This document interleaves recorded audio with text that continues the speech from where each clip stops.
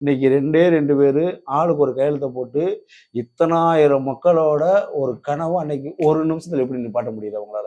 சரி, அதிகாரத்தோட உச்சம். நீதிமன்றம் வந்துட்டு ஒரு தீர்ப்புல வந்து திரும்ப சொல்லுது, அப்போ உங்களால ஏற்ற முன்னாடி நான் வந்து சிஎஸ்எஃப் நான் ஏற்ற சொல்றேன் அப்படின்னு சொல்லி ஏற்றுறாங்க.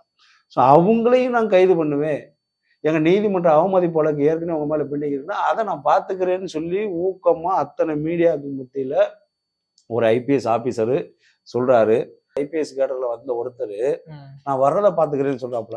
அப்போ அவருக்கு பின்னாடி இருந்து யார் அந்த தூண்டுதல், அந்த தைரியத்தை யார் கொடுக்குறா? நீதிபதியால வந்து இறங்கி வந்து இப்பெல்லாம் சண்டை போட முடியாதுல்ல. ஆனா காவல்துறையால வந்து இறங்கி வந்து செய்ய முடியும். அவங்க இறங்கி வந்து செஞ்சு காமிச்சிட்டாங்க. அவங்க செய்ததற்கான வினையை வந்து இனிமேல் நீதிமன்றத்தின் மூலமாக அவங்க காவல்துறை மாநகரில் உள்ள காவல்துறை ஆணையராக இருக்கட்டும், மாவட்ட கலெக்டராக இருக்கட்டும், இவங்க 2 பேரும் மேலேயுமே வந்து நீதிமன்றம் அவசியப்பட்டால் அவங்கள வந்து சஸ்பெண்ட் பண்ணலாம்.